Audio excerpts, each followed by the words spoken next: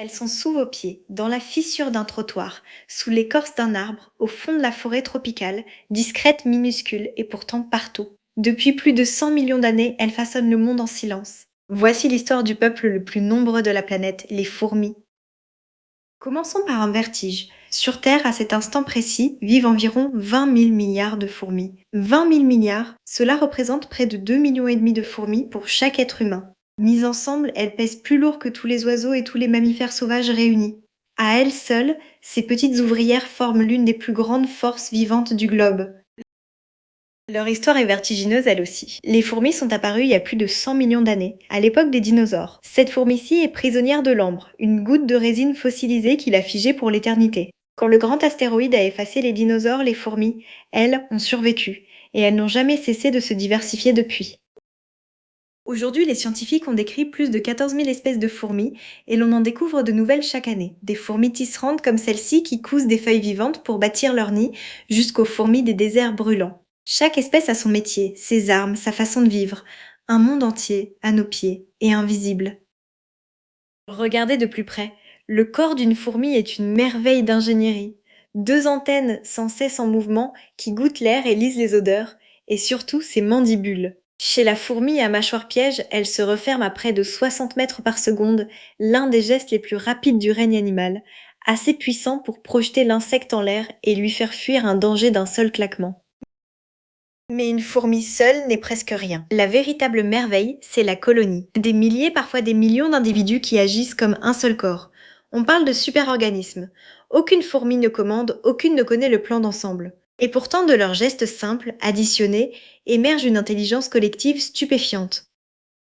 Tout commence par elle, la reine. Plus grande parfois ailée à sa naissance, elle s'envole, s'accouple une seule fois, puis perd ses ailes et fonde son royaume. Pendant des années, elle ne fera plus qu'une chose, pondre. Certaines reines vivent 20, voire 30 ans, et donnent naissance à des millions de filles.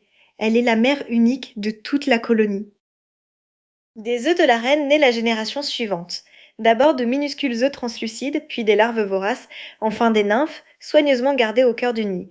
Les ouvrières les déplacent sans cesse, du matin au soir, pour leur offrir la température et l'humidité idéales. Ici se joue l'avenir de la colonie tout entière.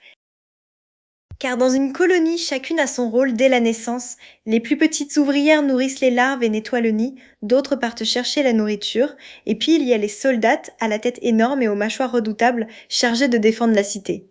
Une même mère mais des corps et des métiers entièrement différents, c'est la division du travail poussée à la perfection. Comment se coordonnent-elles sans chef et sans parole? Par la chimie, les fourmis communiquent avec des phéromones, des parfums qu'elles déposent et qu'elles lisent. Une piste odorante mène à la nourriture, une autre crie l'alarme. Et quand deux fourmis se rencontrent, elles se nourrissent bouche à bouche, elles échangent ainsi de la nourriture, mais aussi des informations sur l'état de la colonie. Tout ce peuple a besoin d'un toit. Et quel toit? Sous ce dôme paisible se cache une cité de galeries et de chambres qui plongent parfois à plusieurs mètres sous terre. Le nid est climatisé, sa forme capte la chaleur du soleil et fait circuler l'air. Des insectes minuscules, sans plan ni architecte, bâtissent des structures que l'on compare, à leur échelle, à nos plus grandes villes. Mais certaines fourmis vont bien plus loin que bâtir, elles cultivent. Voici les fourmis coupeuses de feuilles. En fil interminable, elles découpent des fragments de végétaux bien plus lourds qu'elles et les rapportent au nid. Attention, elles ne les mangent pas. Ces feuilles ne sont qu'un engrais, car au fond de la fourmilière, elles font pousser autre chose. Un champignon. Sur la pâte de feuilles mâchées, les ouvrières cultivent un champignon qu'elles seules savent faire pousser et dont elles nourrissent leurs larves. Elles le désherbent, le protègent des maladies avec des antibiotiques naturels, le bouturent de nid en nid. Cette agriculture est née il y a près de 60 millions d'années. Les fourmis cultivaient la terre bien avant que l'humain n'invente le premier champ. Et puisqu'elles cultivent, pourquoi ne pas élever? Sur cette feuille, des centaines de pucerons. Les fourmis les protègent de leurs prédateurs comme un berger protège son troupeau. En échange, elles caressent les pucerons de leurs antennes pour les faire produire une goutte sucrée, le miella dont elles raffolent. Un véritable élevage vieux de millions d'années. Toutes les fourmis ne sont pas paysannes, certaines sont des guerrières nomades. Les fourmis légionnaires ne construisent pas de nid, elles marchent. En colonnes de plusieurs centaines de milliers, elles déferlent sur la forêt et dévorent tout sur leur passage. La nuit venue, elles s'assemblent en accrochant leurs corps les uns aux autres et forment, avec leur propre chair vivante, un abri pour leurs reines. Pour se défendre, les fourmis ont inventé toute une chimie. Beaucoup projettent de l'acide formique, un jet brûlant qui tient les ennemis à distance. D'autres piquent. Celle-ci, la fourmi balle, inflige la piqûre la plus douloureuse de tout le règne animal, une brûlure comparée à celle d'un charbon ardent qui dure des heures. Dans le monde des fourmis, la taille ne fait pas la puissance. Cette puissance, certaines l'ont transformée en conquête. Transportée par l'humain d'un continent à l'autre, des espèces comme la fourmi de feu envahissent des régions entières. Quand l'inondation menace, elles s'accrochent par milliers et forment un radeau vivant capable de flotter pendant des semaines, sauvant la reine et le couvain. Là où elles s'installent, elles bouleversent des écosystèmes tout entiers. Faut-il les craindre? Au contraire. En creusant la terre, les fourmis l'aèrent et la fertilisent, mieux encore que les vers.